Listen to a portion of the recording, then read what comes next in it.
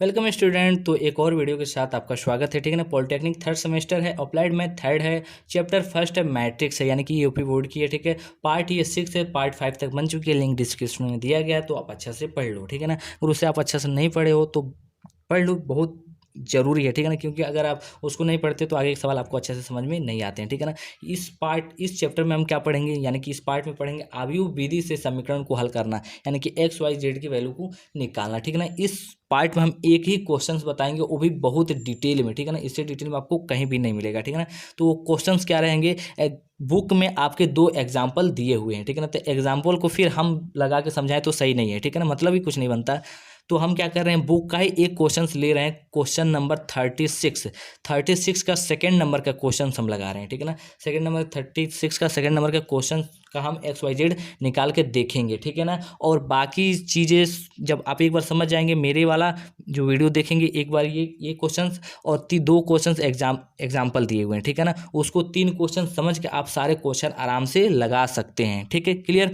अब ये मैं फर्स्ट क्वेश्चंस क्यों नहीं बता रहा हूँ, तो फर्स्ट क्वेश्चन में लग रहा है कि फर्स्ट क्वेश्चन में मतलब कुछ क्वेश्चंस में कुछ गलती दे दिया है। ठीक है ना। या तो -13 है तो -12 होना चाहिए तब लगेगा, यानी कि कुछ ना कुछ एरर दिया हुआ है, तो उसका आंसर सही से आ नहीं रहा है। ठीक है ना। तो आप फर्स्ट क्वेश्चन को छोड़ के बाकी सारे क्वेश्चंस लगाओगे तो अच्छा से लग जाएगा। ठीक है ना।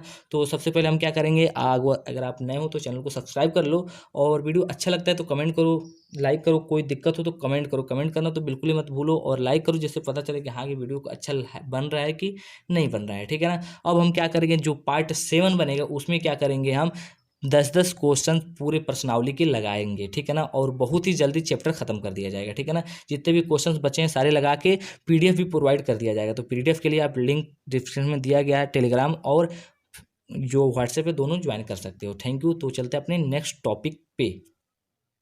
ठीक है। तो ये हमारा क्या है, क्वेश्चन नंबर 36 यानी कि 36 का सेकंड नंबर है। ये हमारा इक्वेशन दे दिया है, और इक्वेशन को सॉल्व करके हमें एक्स वाई जेड की वैल्यू निकालना है। ठीक है ना।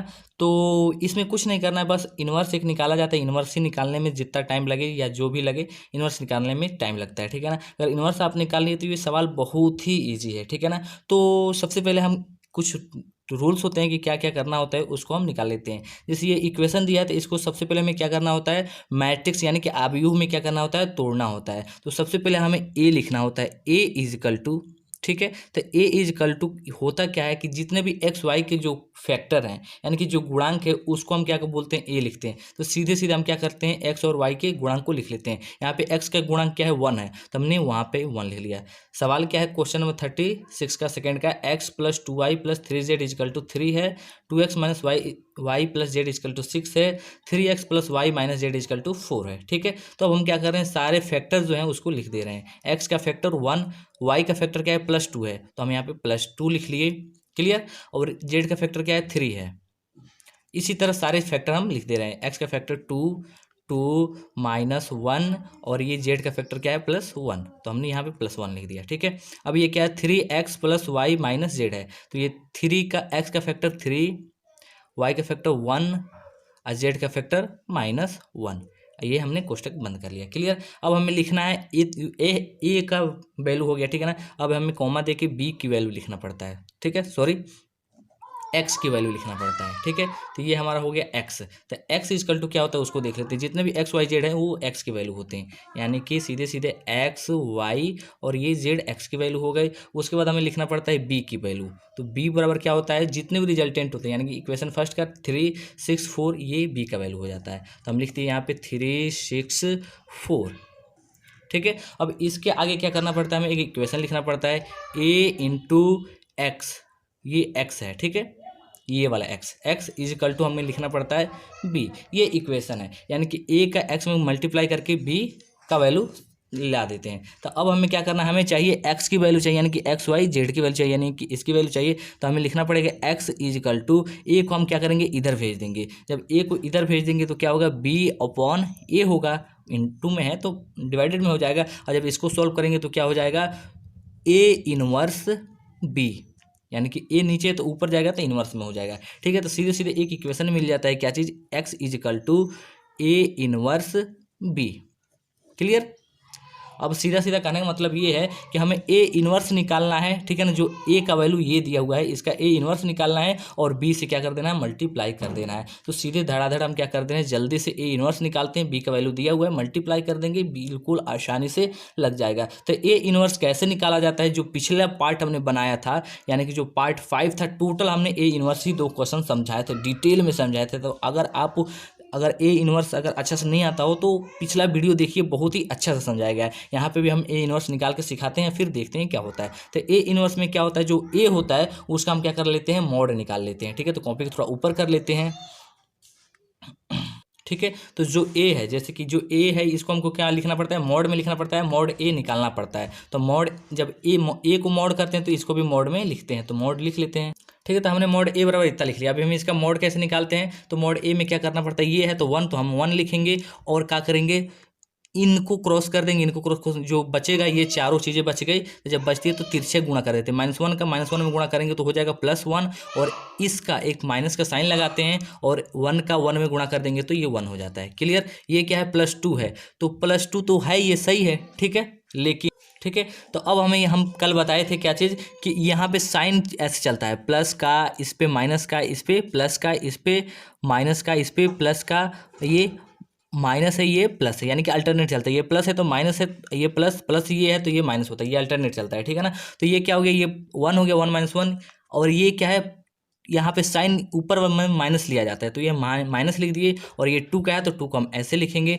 ठीक है। और कोष्टक में जब इसको हम क्रॉस करेंगे, ठीक है, तो जब हम 2 के क्रॉस करेंगे मतलब प्लस का साइन लगा के ऊपर से नीचे तक काटेंगे तो बचेगा क्या, ये बचेगा, ये बचेगा, ये बचेगा, ये बचेगा, यानी कि 2 में -1 से गुणा करेंगे तो क्या होगा, -2 होगा। फिर माइनस फार्मूले का, और 3 बचा और ये बचा है, ठीक है ना। तो 3 में 1 से गुणा करेंगे तो ये 3 हो जाएगा। क्लियर। और ये +3 लिख लेंगे हम, और ऐसे कुछ हो जाएगा। अब क्या करेंगे, हम थोड़ा इधर कर लेते हैं कॉपी को। ये अगर हम यहाँ पे 3 पे क्रॉस करें, यानी तो ये कैंसिल हो जाएगा और ये कैंसिल हो जाएगा, 2 और -1 और 3 1 बचेगा। तो 2 और 1 का मल्टीप्लाई करेंगे तो -2 करने 2, यानी कि 2 हो जाएगा, और माइनस फार्मूले का, और ये 3 से -1 में गुणा करेंगे तो क्या हो जाएगा, -3। तो हम यहाँ पे ये -3 कर दे रहे हैं, ठीक है। अब इसको सॉल्व कर ले रहे हैं, = करेंगे तो ये हो जाएगा, टोटल क्या चीज़ हो जाएगा, 0 हो जाएगा, और ये हो जाएगा -2 और -3 मिलके हो जाएंगे -5, और -2 से मल्टीप्लाई करेंगे तो हो जाएगा +10, ठीक है। तो ये 10 हो गया, और ये 3 है तो ये माइनस माइनस मिलके क्या हो जाएंगे, प्लस हो जाएंगे। 2 और 3 क्या हो जाएंगे, 5, और 5 × 15, ठीक है। और इसको सॉल्व करेंगे तो क्या होगा, ये होगा 25, और ये 0 के बराबर क्या है, नहीं है, ठीक है। अगर 0 के बराबर नहीं है तो इन्वर्स क्या है, निकाल सकते हैं, यानी कि माड ए की जो वैल्यू है कितना आई है, 25। क्लियर। अब आप सोच रहे होंगे कि हमें माड ए क्यों निकालना पड़ा, ठीक है ना। तो पिछले सवाल में हम बताए थे ए इन्वर्स का फार्मूला क्या होता है, ए इन्वर्स का फार्मूला होता है एडज्वाइंट ए, ठीक है, अपॉन माड ए। तो ए इन्वर्स निकालने के लिए हमें माड ए चाहिए, तो माड ए हमने निकाल दिया। अब हमें क्या चाहिए, एडज्वाइंट ए चाहिए। तो एडज्वाइंट निकालने का फार्मूला क्या होता है उसको देख लेते हैं, ठीक है। तो एडज्वाइंट का फार्मूला होता है, एडज्वाइंट ए का फार्मूला होता है सी और ये टी, और सी टी को हम लिखते हैं C'। इसका मतलब ये होता है कि यानी कि जो ए की वैल्यू है, ठीक है ना, उसका हम क्या निकालते हैं, सी निकालते हैं, यानी कि कोफैक्टर निकालते हैं, यानी कि सहखंड निकालते हैं। पिछले सवाल में बताएं कैसे निकाला जाता है, सहखंड निकालते हैं, और सहखंड का जो एलिमेंट होता है उसका हम क्या करते हैं, ट्रांसपोज कर देते हैं, यानी कि परिवर्त आव्यूह निकाल देते हैं, तो ये वैल्यू निकल जाती है, ठीक है ना। तो अब हम क्या करेंगे, एडज्वाइंट ए निकालेंगे, और उसके बाद ये फार्मूले में रख के डायरेक्ट हम निकाल लेंगे, ठीक है। तो चलते हैं, हम एडज्वाइंट ए निकालते हैं कैसे। तो एडज्वाइंट ए के लिए हमें क्या करना पड़ता है, फैक्टर यानी कि सहखंड निकालना पड़ता है, A11 A12, ठीक है। तो ये क्या हो गया, ये ए हो गया, मैट्रिक्स हो गया। अब हमें A11 A12 A13 यानी कि 11 12 21 22 23 और 31 32 33 निकालना होता है। तो हम निकाल लेते हैं, और इसको हम बहुत डिटेल में बताएं कैसे निकाला जाता है, तो हम पहले लिख दे रहे हैं, उसके बाद हम बता रहे हैं, ठीक है। ठीक है, हमने लिख लिया A11 A12 A13। तो A11 क्या होता है, ये होता है, इसमें साइन कैसे चलता है, अगर ये सम है तो प्लस चलता है, और ओड है यानी कि विषम है तो माइनस चलता है। तो ये क्या है, सम है तो ये प्लस हमने लिखा, ये विषम है तो हमने माइनस पहले लिख दिया, ये सम है तो यहाँ पे हमने प्लस लिख दिया। क्लियर, माइनस यानी कि साइन का झंझट खत्म हो गया। ये क्या है, 1 है तो 1 को लेंगे, और 1 एक एग्जाम्पल समझाते हैं, ठीक है ना। ठीक है, मैंने हम समझाने के लिए ये हमने मैट्रिक्स लिख लिया। मान लेते हैं हमें A11 की वैल्यू चाहिए, तो A11 ये होता है, तो हमें इन कौन सी वैल्यू कट जाएंगी, कौन सी वैल्यू बचेगी उसको समझा रहे हैं, ठीक है ना। तो मान लेते हैं हमें A1 या 11 ये होता है, तो यहाँ पे हमें क्या करना पड़ता है, ये वैल्यू कट जाती है, ये वैल्यू कट जाती है। कैसे, यहाँ मान लो यहाँ पे प्लस दे दो, ठीक है, अब प्लस इसको आगे बढ़ा दो और इसके आगे बढ़ा दो, इसके आगे बढ़ा दो, अब बचा क्या, ये चार चीज़ें बची, तो ये चार चीज़ें यहाँ पे हम लिख सकते हैं, ठीक है ना। तो सेम चीज़ें वही, अगर मान लो हमें A22 की वैल्यू चाहिए, तो हमें यहाँ पे A22 की वैल्यू ये होता है, तो A22 की वैल्यू पर हम प्लस लिखेंगे, तो जब प्लस को हम इधर भी बढ़ाते हैं, इधर भी बढ़ाते हैं और इधर भी बढ़ाते हैं, ठीक है, तो ये बढ़ा ये बढ़ा, तो बचा क्या, ये वाली चीज़ कट गई, ये कट गई, ये बची ये बची ये बची ये बची, ठीक है ना। कटने का तरीका समझ में आया। और मान लो अगर हम A33 निकालना, तो A33 का वैल्यू ये होता है, तो अगर हम यहाँ पे ये प्लस लिखते हैं, ठीक है, और इसको चारों तरफ बढ़ाते हैं, तो ये हमने बढ़ाया और ये बढ़ाया और ये बढ़ाया, ठीक है, तो ये वाली वैल्यू कट गई, ये वाली वैल्यू कट गई, बची क्या, ये बच गई, ठीक है। तो कैसे कटता है ये समझ में आ गया। तो हम क्या करते हैं, सारी वैल्यू डायरेक्ट लिख दे रहे हैं कि वीडियो जल्दी बन जाए, ठीक है ना। तो मान लेते हैं हम A11 की वैल्यू 1 होती है, ये सारी वैल्यू कट जाएंगे, तो बचेगा क्या, ये चीज़ें बचेगी, ठीक है। तो ये चीज़ें बचेगी, तो हम क्या कर लेते हैं, लिख लेते हैं। तो ये -1 बचा, तो -1 में -1 से पहले लिख ही लेते हैं, ठीक है, ठीक है। तो हमने ये सारी चीज़ें लिख ली, 1 का ये क्रॉस किए, तो ये चारों चीज़ें बची, तो चारों चीज़ें हमने यहाँ पे लिख ली।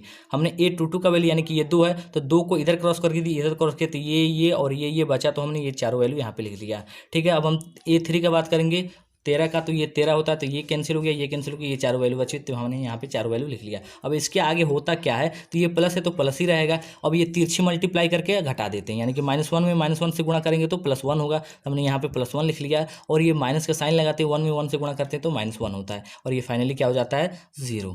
क्लियर। अब यहाँ पे आते हैं, तो ये माइनस का साइन पहले ही से, तो इक्वल टू करके माइनस का साइन हम पहले से लगा लेंगे। 2 में -1 से गुणा करेंगे तो -2 होगा, और माइनस फार्मूले का लगाते हैं दोबारा, और 3 में से 1, 3 में 1 से मल्टीप्लाई करते हैं तो 3 हो जाता है, और इसको सॉल्व करते हैं तो क्या होता है, -5 अंदर का, अब माइनस से मल्टीप्लाई करते हैं तो ये +5 हो जाता है। क्लियर। अब आते हैं इस पे, ये क्या है, 2 है, 2 का तिरछी, ये प्लस है तो पहले साइन पहले ही हम लगा लेंगे प्लस का, और 2 करने 2, तो 2 हो गया, और ये माइनस फार्मूले का लगाते हैं, और 3 में -1 से गुणा करते हैं तो -3, तो ये हमें -3 हमने लिख के डबल कोष्टक कर दिया, ठीक है। जब इसको सॉल्व करते हैं तो क्या होता है, ये माइनस को प्लस हो जाता है, यानी कि 2 और 3 मिलके 5 हो जाता है, +5 ये भी हो गया। क्लियर। यानी कि 11, 12, 13 हमने निकाल लिया। अब हम क्या निकालते हैं, 21, 22, 23 निकालते हैं, तो लिख लेते हैं उसको अच्छा से, कॉपी को थोड़ा ऊपर कर लेते हैं, ठीक है। हमने ये इक्वेशन लिख दिया, ठीक है ना। 21, 22, 23 की वैल्यू निकालना है, तो सीधे सीधे हम पहले साइन लिख लेते हैं। ये 2, 1 मिलके 3 होता है, 3 क्या है, विषम है, यानी कि विषम है तो माइनस हो जाएगा। ये 2, 2 मिलके 4, 4 क्या है, सम है तो प्लस हो जाएगा। 2, 3, 5 विषम है तो माइनस हो जाएगा। क्लियर। सेम चीज़ें इसमें भी कर लेते हैं, वही चीज़ें, 2, 3, 1, 4 सम होता है तो प्लस हो गया, 3, 2, 5 विषम है तो माइनस हो गया, और 3, 3 प्लस सम है 6 होता है, सम है तो क्या हो जाएगा, प्लस हो जाएगा। क्लियर। ये खत्म हो गया। अब हमें 21 के बाद, तो 21 ये होता है, तो 21 का जब लेंगे तो ये कैंसिल और ये कैंसिल, बचेगा क्या, 2, 3, 1 -1 बचेगा, इसको लिख लेते हैं, ठीक है। ये बच गया। क्लियर। 2, 3, 1 -1 बच गया, ठीक है। अब हम A22 पे आ जाते हैं, इसको अभी हम लगाएंगे, ठीक है, पहले लिख लेते हैं तो जल्दी से हो जाएगा, ठीक है। तो अब 22 पे आते हैं, ये 22 है, ठीक है। तो जब इसको क्रॉस करेंगे प्लस इस पे रख के, तो बचेगा 1, ये बचेगा 1, ये बचेगा 1, ये बचेगा 1, ये बचेगा, तो बचेगा क्या, उसको लिखते हैं 1 बचेगा, 3 बचेगा, 3 बचेगा और -1 बचेगा। क्लियर। अब हम आते हैं A23 पे, यानी 23 पे, ये 23 होता है, जब इसको क्रॉस करेंगे तो बचेगा क्या, ये वाली चीज़, तो ये कैंसिल और ये कैंसिल, बचेगा 1, 2, 3, 1 बचेगा, 1, 2, 3, 1 बच गया। क्लियर। अब हम इसको सॉल्व कर लेते हैं तीनों को। जब तीनों को सॉल्व करेंगे तो ये माइनस है तो माइनस पहले ही से रहेगा, और ये तिरछी गुणा करेंगे 2 - 1 यानी कि -2 -3। क्लियर। और इसको सॉल्व करेंगे तो क्या आएगा, -5, और माइनस से गुणा कर देंगे तो ये +5 हो जाएगा। क्लियर। अब इसमें आ जाते हैं, ये क्या है, प्लस तो पहले ही से है, 1 में -1 से गुणा करेंगे तो -1, और ये -3 3 9, और इसको सॉल्व करेंगे तो -10। ठीक है। आगे चलते हैं। ये माइनस बाहर पहले ही से है, 1 में 1 से गुणा करेंगे तो 1, -3 दूना 6, और ये सॉल्व करेंगे तो क्या होगा, 1 -6 है, तो जब इसको सॉल्व करेंगे तो -5 होगा, और माइनस यानी कि +5 हो जाएगा। -5 में प्लस से माइनस से मल्टीप्लाई करेंगे तो +5। अब इस पे आ जाते हैं 31 पे, तो 31 ये होता है 3 होता है, जब 3 पे प्लस लगेंगे तो ये कैंसिल बचेगा, 2, 3 -1 लिख लेते हैं, 2, 3 -1 और ये +1 बचा। क्लियर। इसको सॉल्व कर लेते हैं, जब इसको सॉल्व करेंगे तो क्या होगा, 2 में 2 ठीक है, और -1 में 3 से माइनस फार्मूले के लगा दिए, अब -1 से 3 में गुणा करेंगे तो -3। ठीक है, इसको सोल्व करेंगे तो होगा माइनस माइनस मिलकर मल्टीप्लाई करेंगे तो ये प्लस हो जाएगा, और ये 2 और 3 मिलके 5 हो जाएगा। क्लियर? ठीक है, यहाँ पे आ जाए 32 पे, तो 32 क्या होता है, ये होता है जब इसको क्रॉस करेंगे तो ये है 32, तो यहाँ पे प्लस ऊपर ले जाएंगे और ये क्रॉस करेंगे तो 1 2 बचेगा, 3 1 बचेगा, तो हम लिख लेते हैं 1 2 3, और ये है तो ये कैंसिल और ये कैंसिल, 1 2 3 1 बचा। ठीक है, ये बच गया। इसको सॉल्व कर लेते हैं, जब सॉल्व करेंगे तो क्या होगा, ये हो जाएगा माइनस साइन पहले का, और ये 1 मल्टीप्लाई कर दिए, -3 दूना 6, इसको सॉल्व करेंगे तो -5 आएगा, अब माइनस से मल्टीप्लाई कर देंगे तो क्या हो जाएगा, +5।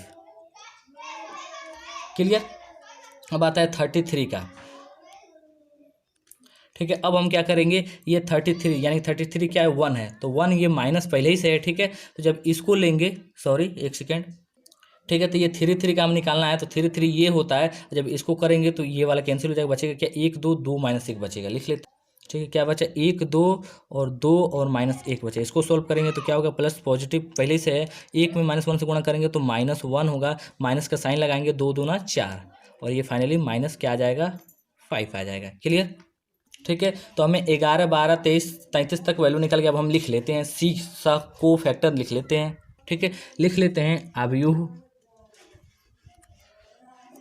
ए का कोफैक्टर। कोफैक्टर मतलब सहखंड, क्या होता है, सह। ठीक है, कोफैक्टर सहखंड, इसको हम लिखते हैं सी से। ठीक है, और सी बराबर होता है, उसको लिख लेते हैं हम क्या चीज़, A11। ठीक है, तो सी क्या होता है, ये वैल्यू होती है, ये सारी वैल्यू हम निकाल चुके हैं, तो सीधे सीधे वैल्यू को क्या कर देते हैं, पुट कर देते हैं। तो A11 A22 12 13 21 जितना आया था सारी चीज़ें हम यहाँ पे क्या कर दे रहे हैं, लिख दे रहे हैं। ठीक है, तो हमने सारे वैल्यू यहाँ पे हमने पुट कर दिया, तो ये किसकी वैल्यू है, सी की वैल्यू है। ठीक है, सी की वैल्यू होता है। एडजॉइंट ए का फार्मूला क्या होता है, एड ज्वाइंट। ठीक है, एड ज्वाइंट, एडजॉइंट ए का फार्मूला होता है सी डेस। ठीक है, सी डेस जब होता है तो हमें सी डेस क्या करना पड़ेगा, कन्वर्ट करना पड़ेगा, तो हम क्या करते हैं, सी डेस कन्वर्ट कर लेते हैं यहाँ पे। ठीक है, तो कन्वर्ट करने में होता ये है बस कि ये जो सारी चीज़ें जो होती है, सी डेस वही होता है कि ये जो रो हैं कॉलम हो जाती हैं, अब कॉलम क्या हो जाता है, रो हो जाता है, तो ये क्या है, फर्स्ट रो है तो ये फर्स्ट कॉलम में बदल जाएगा ऐसे। ठीक है ना, ये 0 5 5 रो है तो कॉलम में लिख लेंगे 0 5 5, कॉलम में हम लिख लिए। ये सेकेंड रो है तो सेकेंड कॉलम में लिख लेंगे, तो 5 -10 को सेकेंड कॉलम में लिख लेंगे, तो 5 -10 और ये 5। ये थर्ड रो है तो थर्ड कॉलम में लिख लेंगे। ठीक है, 5 5 और ये -5। क्लियर? ये होता है सी डेस। सी डेस मतलब होता है परिवर्त आव्यूह। ठीक है, ये इसको सीटी भी बोलते हैं, तो ये परिवर्त आव्यूह निकल गया। अब हम ए इनवर्स का जो फार्मूला तो उसको लिख लेते हैं।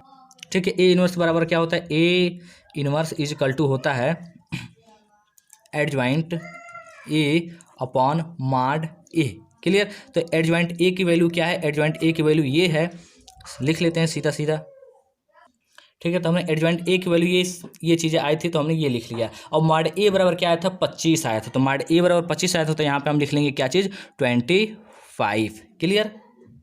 ठीक है, नीचे बट्टे में 25 लिखते तो उसको हम 1/25 यानी कि 25 लिख दिए, और इसको ऐसे लिख दिए, यानी कि ए इनवर्स का वैल्यू ये हो गया। अब हमें क्या करना है, बी से मल्टीप्लाई करके उसको लिख देना है, तो लिख देते हैं हम। ठीक है, तो हमने ए इनवर्स की वैल्यू ये निकाला है, बी का वैल्यू हम पहले निकाल चुके थे ये, तो ये फार्मूला हमने लिखा था x इज इक्वल टू क्या लिखे थे हम, ए इनवर्स बी, मतलब ए इनवर्स ये है और बी ये है, मल्टीप्लाई कर देना है, तो हम पहले क्या कर लेते हैं, लिख लेते हैं, उसके बाद मल्टीप्लाई कर देते हैं। ठीक है, तो हमने ए इनवर्स की वैल्यू यहाँ पे लिखा है, इंटू करके बी की वैल्यू यहाँ पे लिखा है, मल्टीप्लाई कर देंगे। ए की वैल्यू, ए इनवर्स की वैल्यू 1/25 यहाँ पे हम लिख दे रहे हैं। ठीक है ना, तो अब हम मल्टीप्लाई कर दे रहे हैं, तो मल्टीप्लाई करने के लिए थोड़ा सा कॉपी के ऊपर। ठीक है, तो हम सबसे पहले देख लेते हैं ये किस टाइप का मैट्रिक्स है, ये 3/3 का मैट्रिक्स है, ये किस टाइप का मैट्रिक्स है, 3/1 टाइप का, यानी कि 3 रो हैं और एक स्तंभ है। ठीक है, इसमें भी 3 टाइप। ठीक, अब हमें इस सवाल हम एक बार फार्मूला लिखवाए थे, क्या चीज़ की पता कैसे चलेगा कि मल्टीपल हो पाएगा कि नहीं, तो मल्टीपल होने के लिए शर्त क्या है। ठीक है ना, ये फार्मूला हमने पिछले पार्ट में समझाया था। गुणा के लिए क्या शर्त है, तो ए में स्तंभों की संख्या बी में पंक्तियों की संख्या बराबर होनी चाहिए। ऑर्डर जानने के लिए किस टाइप का मैट्रिक्स बनेगा, तो ए में पंक्ति की संख्या गुणे बी में स्तंभों की संख्या होता है। ठीक है ना, तो ये आप पिछले वीडियो में हम अच्छा समझाया तो आप समझ लीजिएगा। चलते हैं अपने तो गुणा संभव है कि नहीं उस जानने के लिए क्या बोलते हैं, ए में, यानी कि ए अभी सी हो गया, बी मैट्रिक्स ये हो गया, ठीक है ना। तो ए में स्तंभों की संख्या, तो स्तंभों की ये रो होता है, ठीक है, और ये सी होता है यानी कि कॉलम होता है। तो स्तंभों की संख्या और इसमें पंक्तियों की संख्या बराबर होनी चाहिए। तो इसमें स्तंभ कितने हैं, 3 है, और इसमें पंक्ति कितना है, तो पंक्ति भी क्या है, 3 है। तो ये 3 दोनों क्या है, सेम है ना। तो यही चीज़ें क्या हो जाएंगी कि दोनों बराबर है तो मल्टीपल हो जाएगी। अब हमें देखना है कि इन दोनों को मल्टीप्लाई कर देंगे तो किस टाइप का ऑर्डर का मैट्रिक्स बनेगा। तो इसको जानने के लिए फार्मूला हम लिखवाए हैं, उसी में अभी स्क्रीनशॉट दिखाए थे, ठीक है ना। तो उसका मतलब ये होता है कि ए में, ठीक है, ए में क्या चीज़, पंक्तियों की संख्या, ठीक है, ए में पंक्तियों की संख्या, तो पंक्तियों की संख्या कितना है, पंक्ति बोलते हैं रो को, तो 3 है, तो 3 होगा, इनटू करेंगे और उसमें देखेंगे कि बी मैट्रिक्स में स्तंभों की संख्या कितनी है। तो स्तंभों की संख्या इसमें कितना है, 1 है, यानी कि ये 1, यानी कि ये 3/1 टाइप का मैट्रिक्स बनेगा। 3/1 टाइप का मैट्रिक्स का मतलब होता है कि 3 क्या होने चाहिए, रो होने चाहिए और 1 स्तंभ होना चाहिए, यही ना। तो अब हम मल्टीप्लाई कर लेते हैं, ठीक है। तो एक्स की वैल्यू क्या है, एक्स की वैल्यू है XYZ, ठीक है, यही है ना, बड़ा कैपिटल एक्स की वैल्यू XYZ है, और हम यहाँ पे क्या कर लेंगे, मल्टीप्लाई कर देंगे, ठीक है ना। तो ये 1/25 ऐसे ही लिख ले रहे हैं, और इसका अंदर का मल्टीप्लाई करते हैं। तो मल्टीप्लाई कर रूल क्या होता है, 0 का 3 में गुणा करते हैं, 5 का 6 में और 5 का 4 में। तो 0 का 3 में करेंगे तो 0 हो जाएगा, 5 छक्के 30 प्लस 30 कर देंगे, और ये 5 में 4 से गुणा करेंगे, 5 चौको प्लस 20 कर देंगे। अब हम चाहते, ठीक है ना, ये तो एक एलिमेंट हो गया। अब हम चाहते हैं तो दूसरा एलिमेंट हम यहाँ से शुरू कर देते, क्लियर, यहाँ से शुरू कर देते, और तीसरा एलिमेंट गुणा करके हम उधर लिख देते। तो एक ये हो जाता, 2 3, ठीक। लेकिन दिक्कत क्या होता, एक एलिमेंट, 2 एलिमेंट, 3 एलिमेंट, तो स्तंभ 3 हो जाते और पंक्ति क्या हो जाता, 1 हो जाता। लेकिन हमें कितने चाहिए, स्तंभ 1 चाहिए और पंक्ति यानी कि रो कितने चाहिए, 3 चाहिए। तो इसलिए यही तरीका है लिखने का। अगर ये हम क्लियर रहेगा तो कभी भी गलती नहीं होगा। तो अब जो सेकेंड वाला मल्टीप्लाई करेंगे नीचे लिखेंगे, ना कि बल्कि बगल में, ठीक है ना, नीचे लिखेंगे बल्कि बगल में नहीं लिखेंगे। तो अब हम इसमें आते हैं, 5 तिहाई 15 हो गया, प्लस कर देंगे -10 गुणे 6, तो -60 हो जाएगा, ठीक है। और ये क्या, 5 चौको 20, तो हमने यहाँ पे प्लस 20 लिख लिया, ठीक है। अब आते हैं 5 तिहाई 15, ठीक है, तो ये हमने 15 लिख लिया, प्लस ओनली 15 है, ठीक है। और ये 5 में 30 से 6 से गुणा करेंगे, 5 छक्के 30 प्लस 30, और ये -5 से 4 से गुणा करेंगे तो -20, तो हमने यहाँ पे 20 लिख लिया। अब यहाँ पे हम इसको सॉल्व कर लेंगे। जब सॉल्व करेंगे तो देखते हैं क्या होता है, 1/25, थोड़ा कॉपी के ऊपर कर लेते हैं, 1/25, और ये 30 20 मिलके क्या हो जाएंगे, 50 हो गए। और ये ठीक है ना, ये -60 है, तो सॉरी 20 और 15 मिल के हो जाएंगे आपके 35, ठीक है। और 60 में से क्या कर लेंगे, घटा लेंगे, ठीक है, यानी कि -60 में से 35 घटा देंगे तो 10 में से 5 गया 5, और ये हो गया 5 में से 3 गया 2, यानी कि -25। तो ये सीधे सीधे माइनस क्या हो जाएगा, 25 हो जाएगा। और ये नीचे आ जाएंगे तो ये क्या हो गया, 30 और 15 मिल के 35, 35 में से -20 घटा देंगे,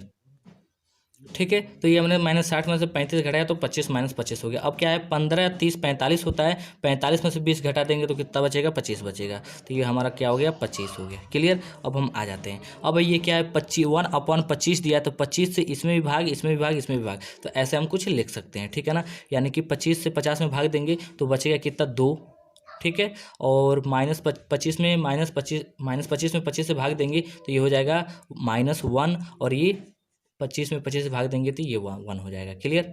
ऐसे कुछ होगा।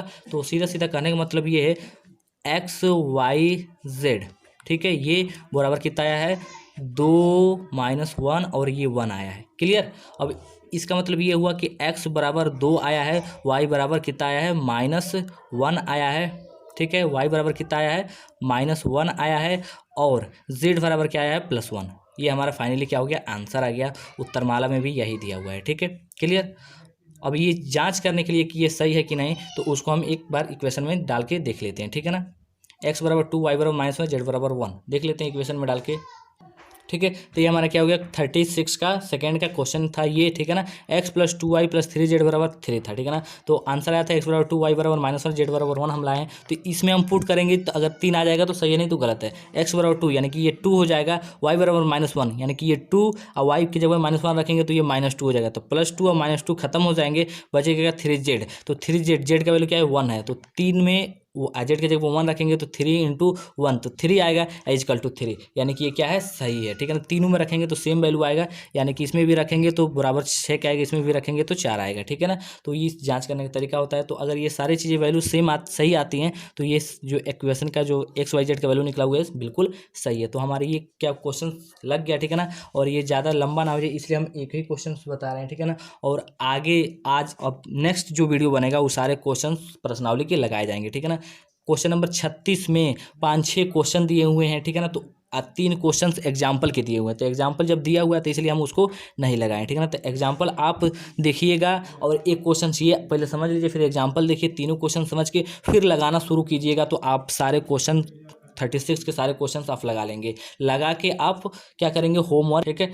36 के जितने क्वेश्चन है 4 क्वेश्चन आप लगाइए और मेरे व्हाट्सएप नंबर पे भेजिए, ठीक है ना। होमवर्क है वो आपका नंबर क्या है, 9648 263 521, ठीक है ना। आप इस पर डायरेक्ट या टेलीग्राम या इस पर डायरेक्ट मुझे क्वेश्चन सॉल्व करके भेज सकते हैं, ठीक है ना।